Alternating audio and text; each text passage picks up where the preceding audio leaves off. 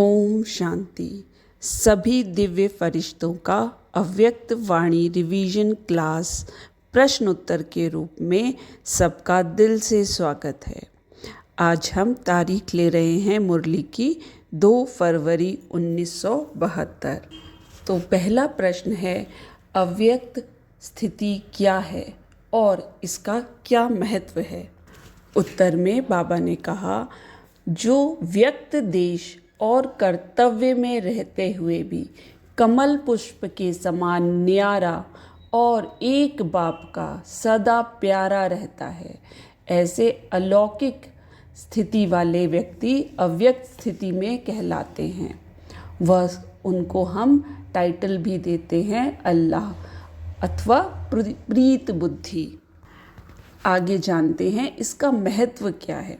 तो अव्यक्त स्थिति में रहने से ही अव्यक्ति मिलन संभव है, क्योंकि जब आत्मा अव्यक्त रूप में टिकी रहती है तभी वह बाप के साथ अव्यक्त स्थिति में मिलन मना सकती है। इसलिए अपने आप से पूछना चाहिए कि हम अव्यक्त स्थिति में रहने के अनुभव के कितने निशानी स्वरूप बने हैं। अगला प्रश्न है, अव्यक्ति स्थिति में रहने वालों के संकल्प और कार्य कैसे होते हैं। उत्तर में बाबा ने कहा, अव्यक्ति स्थिति में रहने वालों का प्रत्येक संकल्प और प्रत्येक कार्य अलौकिक होता है, यानी ऐसे कार्य जो साधारण भौतिक दृष्टि से अलग, उच्च और चमत्कार से लगते हैं। ऐसे व्यक्ति को प्रीत बुद्धि भी कहा जाता है। अगला प्रश्न है, प्रीत बुद्धि वाले के मन और वाणी में कौन से भाव चलते हैं। उत्तर में मीठे बाबा ने कहा, प्रीत बुद्धि वाले के मन और मुख से सदा यही बोल निकलते हैं, तुम्ही से खाऊं, तुम्ही से बैठूं, तुम्ही से बोलूं, तुम्ही से सुनूं, तुम्ही से सब संबंध निभाऊं, तुम्ही से सब प्राप्ति करूं। उनके नैन, मुख, बोल बिना भी यही भाव प्रकट करते रहते हैं। अगला प्रश्न है, प्रीत बुद्धि और विपरीत बुद्धि का क्या अर्थ है और क्या दोनों में फर्क है। तो प्रीत बुद्धि का अर्थ है विजय बुद्धि, जबकि विपरीत बुद्धि का अर्थ है हार वाली बुद्धि। इन दोनों के अनुभव हम सभी के पास होते हैं और ऐसा कहा जाता है, विनाश काले प्रीत बुद्धि पांडव विजयंती और विनाश काले विपरीत बुद्धि विनयशंती। इस स्लोगन का अर्थ है कि विनाश काल में जो प्रीत बुद्धि बने रहते हैं वे पांडव जैसे विजयी पाते हैं, और जो विपरीत बुद्धि बन जाते हैं वे विनाश को प्राप्त होते हैं। तो पूरे दिन स्वयं से पूछते रहना चाहिए, कितना समय हम प्रीत बुद्धि अर्थात विजयी रहे और कितना समय विपरीत बनकर हमने हार उठाई। तो जो प्रीत बुद्धि मानी जाती है वह माया से कभी हार नहीं खाते। माया से हार जाने पर प्रीत बुद्धि नहीं मानी जा सकती, क्योंकि प्रीत बुद्धि का अर्थ ही विजयी अवस्था है, जिसमें माया से हार नहीं हो सकती। प्रीत बुद्धि वाला श्रीमत के विपरीत कोई संकल्प, वचन या कर्म नहीं कर सकता। यदि विपरीत संकल्प, वचन या कर्म होते हैं तो वह व्यक्ति प्रीत बुद्धि नहीं कहलाएगा। अगला प्रश्न है, बाप के सम्मुख रहने से प्रीत बुद्धि कैसे मिलती है और ज्ञान सूर्य के उदाहरण से प्रीत बुद्धि का हमें क्या संकेत मिलता है। उत्तर में प्यारे बाबा ने कहा, जब बाप सदा सम्मुख अनुभव होता है तो वह विमुख नहीं हो सकता। इसलिए जो सदा बुद्धि योग द्वारा बाप दादा के सम्मुख रहने का अभ्यास करते हैं वे सदा प्रीत बुद्धि बन सकते हैं। जैसे सूर्य के सामने देखने से सूर्य की किरणें अवश्य पड़ती हैं, उसी प्रकार जब ज्ञान सूर्य रूपी बाप सदा सम्मुख रहे तो ज्ञान सूर्य के सारे गुण रूपी किरणें अपने भीतर अनुभव होने लगती है, जो कि प्रीत बुद्धि की निशानी है। जो सदा बाप के सम्मुख रहते हैं, उनकी सूरत पर एक अंतर्मुखता की झलक रहती है और दूसरी ओर संगम युग और भविष्य की सर्व स्वमान की झलक झलकती है, जिससे स्वयं ही समझ जाता है कि यह व्यक्ति सदा बाप के सम्मुख रहता है। जो साकार रूप में भी सम्मुख रहते हैं, उनकी सूरत पर यह भाव रहता है कि वे बाप के सम्मुख ही हैं। यह अनुभव तो सहज होता है, जैसे रिवाइज कोर्स में पुराने शब्दों की तरह बार बार याद दिलाया जा रहा हो। इसे ही बुद्धि की ड्रिल भी कहा जाता है, जिससे कि बुद्धि में मनन करने की शक्ति आती है। अगला प्रश्न है, अंतिम घड़ी की याद से क्या फ़ायदा है? बाबा उत्तर में कहते हैं, जब यह याद बनी रहती है कि यह अंतिम घड़ी है, तो और किसी भी चीज़ की याद ही नहीं आती। सारा ध्यान बाप पर केंद्रित हो जाता है और इस तरह स्वतः आदमी प्रीत बुद्धि बन जाते हैं। अगला प्रश्न है, संगम युग के चित्र पर खड़ा करके लोगों से अभी आप कहाँ हैं और कौन हैं, यह पूछने का क्या उद्देश्य है? उत्तर में मीठे बाबा ने कहा, इससे स्वयं को अपनी स्थिति याद दिलाने में मदद होती है, ताकि व्यक्ति यह जान ले कि वह संगम युग में कहाँ खड़ा है, किस युग का स्वामी बनने वाला है और अपनी भविष्य की सर्व स्वमान की तस्वीर को भी अपने भीतर झलकाए। संगम युग सबसे ऊंचते ऊंच स्थान व युग है। इसी प्रकार अपने आप को ऊंची स्टेज पर खड़ा करो और फिर अपने आप से पूछो कि मैं सदा प्रीत बुद्धि हूँ या नहीं। कभी प्रीत बुद्धि की लिस्ट में आते हो, कभी निकल जाते हो, ऐसा तो नहीं है। अगर अब तक भी सदा प्रीत बुद्धि नहीं बने, अर्थात कहाँ ना कहाँ सूक्ष्म रूप में या स्थूल रूप में किससे भी कहाँ भी प्रीत लगी हुई है, तो वर्तमान समय जब पढ़ाई का कोर्स समाप्त हो और रिवाइज कोर्स चल रहा है, यह समझना चाहिए कि यह परीक्षा का समय कितना समीप है। अगला प्रश्न है, वर्तमान समय में कर्म और विकर्म को कैसे समझे और सूक्ष्म सजाओं से छूटने की क्या उपाय हैं? उत्तर में मीठे बाबा ने कहा, अभी आजकल कौरव गवर्नमेंट भी बीच बीच में पेपर लेकर उनकी मार्क्स फाइनल पेपर में जमा करती है। इसी प्रकार वर्तमान समय जो भी कर्म करते हो, समझो प्रैक्टिकल पेपर दे रहे हो और इस समय के पेपर की रिज़ल्ट फाइनल पेपर में जमा हो रही है। अभी थोड़े समय में यह भी अनुभव करेंगे, कोई भी विकर्म करने वाले को सूक्ष्म रूप में सजाओं का अनुभव होगा। जैसे प्रीत बुद्धि चलते फिरते बाप के चरित्र और बाप के कर्तव्य की स्मृति में रहने से बाप के मिलने का प्रैक्टिकल अनुभव करते हैं, वैसे विपरीत बुद्धि वाले विमुख होने से सूक्ष्म सजाओं का अनुभव करेंगे। इसलिए बाप दादा पहले से ही सुना रहे हैं कि उन सजाओं का अनुभव बहुत कड़ा है। उनके सीरत से हर एक अनुभव कर सकेंगे कि इस समय यह आत्मा सज़ा भोग रही है। कितना भी अपने को छिपाने की कोशिश करेंगे, लेकिन छिपा नहीं सकेंगे। वह 1 सेकंड की सज़ा अनेक जन्मों के दुख का अनुभव कराने वाली है। जैसे बाप के सम्मुख आने से 1 सेकंड का मिलन आत्मा के अनेक जन्मों की प्यास बुझा देते हैं, ऐसे ही विमुख होने वाले को भी अनुभव होगा। फिर उन सजाओं से छूटकर अपनी उच्च स्टेज पर आने में भी बहुत मेहनत लगेगी। इसलिए सूक्ष्म सजाओं से बचने के लिए अपने से ही अपने आप को सदा सावधान रखो। अब गफलत मत करो। अगर ज़रा भी गफलत की तो जैसे कहावत है, एक का 100 गुना लाभ भी मिलता है और एक का 100 गुना दंड भी मिलता है। यह बोल अभी प्रैक्टिकल में अनुभव होने वाले हैं, इसलिए सदा बाप के सम्मुख सदा प्रीत बुद्धि बनकर रहो। अब हम अगली मुरली ले रहे हैं 3 फरवरी 1972 की।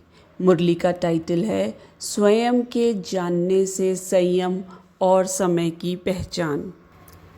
पहला प्रश्न है, बाप को जानने से सर्व प्राप्तियाँ कैसे होती हैं और स्वयं को जानना क्यों आवश्यक है? उत्तर में प्यारे बाबा ने कहा, बाप को जो है, जैसा है, वैसा ही जानने वाला सर्व प्राप्तियाँ कर सकता है। उसी प्रकार स्वयं को भी जो हूँ, जैसा हूँ, ऐसा जानकर और मानकर सारा दिन चलना चाहिए। बाप को सर्व स्वरूपों और संबंधों से जानना आवश्यक है, वैसे ही बाप द्वारा स्वयं को भी ऐसा जानना ज़रूरी है। जानना अर्थात मानना। मैं जो हूँ, जैसा हूँ, ऐसा मानकर चलने से देह में विदेही, व्यक्त में अव्यक्त, चलते फिरते फरिश्ता और कर्म करते हुए कर्मातीत स्थिति प्राप्त होती है। अगला प्रश्न है, स्वयं को जानने से संयम कैसे प्राप्त होता है? उत्तर में मीठे बाबा ने कहा, स्वयं को अच्छी तरह जान और मान लेने से कोई संयम नीचे ऊपर नहीं हो सकता। संयम को जानना अर्थात संयम में चलना। स्वयं को मानकर चलने वाले से स्वतः संयम साथ रहता है। सोचना नहीं पड़ता कि यह संयम है या नहीं। स्थित होकर किया गया कर्म, बोला गया वचन या संकल्प ही संयम बन जाता है। साकार में स्वयं की स्मृति में रहने से जो कर्म किया वही ब्राह्मण परिवार का संयम हो गया। ब्रह्मा बाबा द्वारा जो चला वही संयम बना। स्वयं की स्मृति में रहने से हर कर्म संयम बन जाता है। अगला प्रश्न है, स्वयं को जानने से संयम कैसे प्राप्त होता है? उत्तर है, स्वयं को अच्छी तरह जान और मान लेने से कोई संयम नीचे ऊपर नहीं हो सकता। संयम को जानना अर्थात संयम में चलना। स्वयं को मानकर चलने वाले से स्वतः संयम साथ रहता है। सोचना नहीं पड़ता कि यह संयम है या नहीं। स्थित होकर किया गया कर्म, बोला गया वचन या संकल्प ही संयम बन जाता है। अगला प्रश्न है, साकार रूप में संयम कैसे बना? तो उत्तर है, साकार में स्वयं की स्मृति में रहने से जो कर्म किया वही ब्राह्मण परिवार का संयम हो गया। ब्रह्मा द्वारा जो चला वही संयम बना। स्वयं की स्मृति में रहने से हर कर्म संयम बन जाता है। अगला प्रश्न है, स्वयं को जानने से समय की पहचान कैसे स्पष्ट होती है? उत्तर है, स्वयं को जानने वाले के लिए संयम ऑटोमेटिकली चलते रहते हैं और समय की पहचान स्पष्ट रहती है।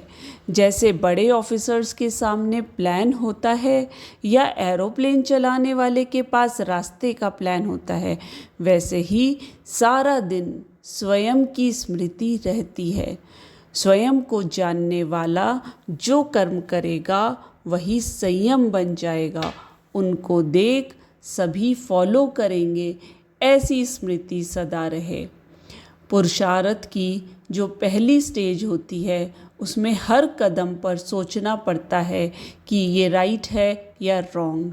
स्वयं की स्मृति में सदा रहने पर नेचुरल हो जाता है। कोई कर्म बिना संयम के नहीं होता। अगला प्रश्न है, साकार रूप में अथॉरिटी कैसी रही? उत्तर है साकार में स्वयं के नशे से अथॉरिटी रही कि उल्टा कर्म भी सुलटा देंगे। स्वयं के स्वरूप की स्मृति से नशा रहता है कि कोई उल्टा कर्म हो ही नहीं सकता। नंबरवार सभी में ऐसा नशा रहना चाहिए। अगर फॉलो फादर हैं तो फॉलो करने वालों को यह स्टेज आनी चाहिए।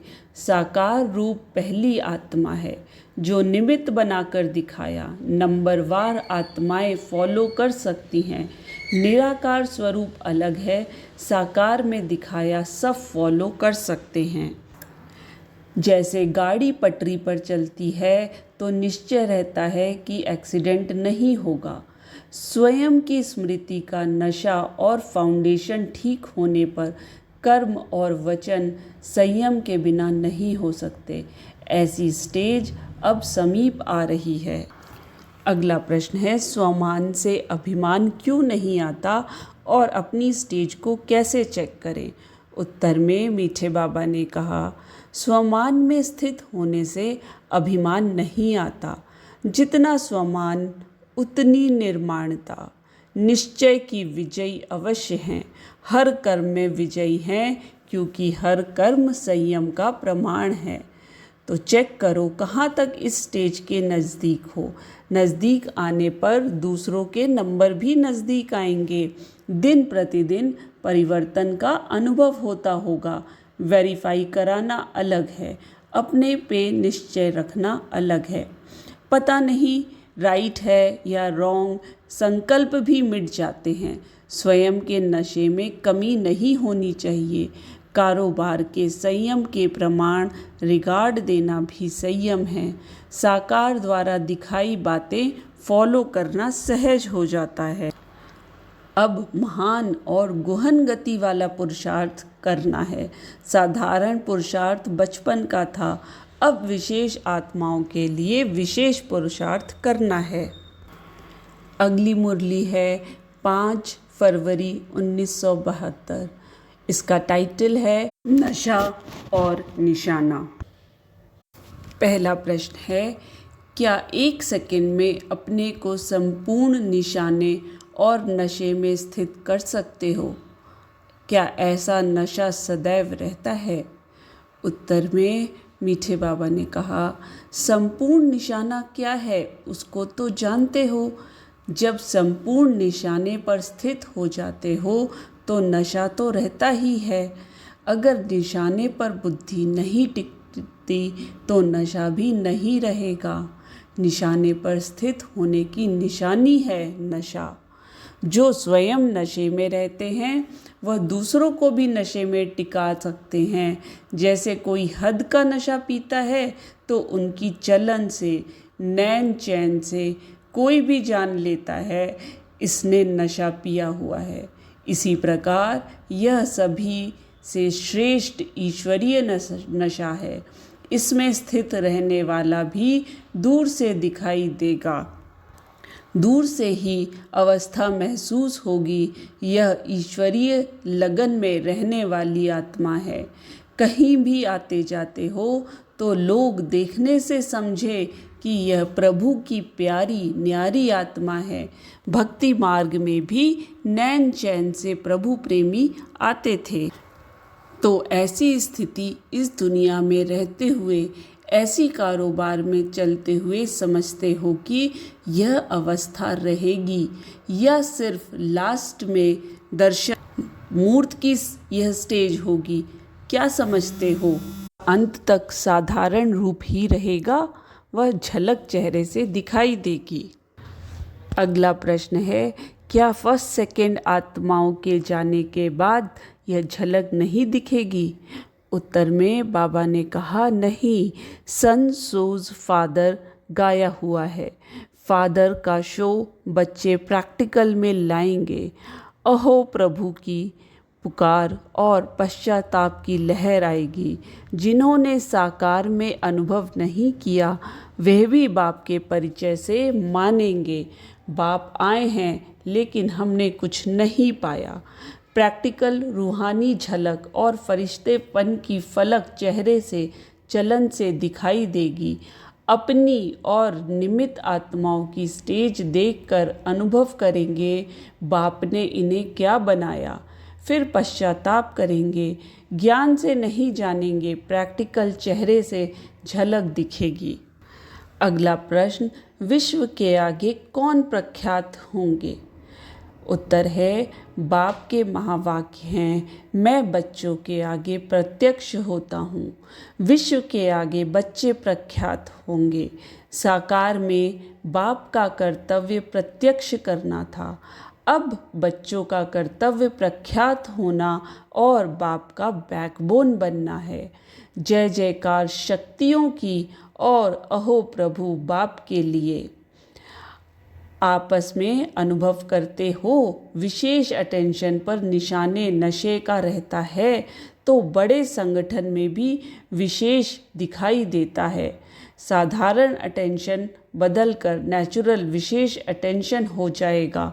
सिर्फ स्मृति की को शक्तिशाली बनाना होगा।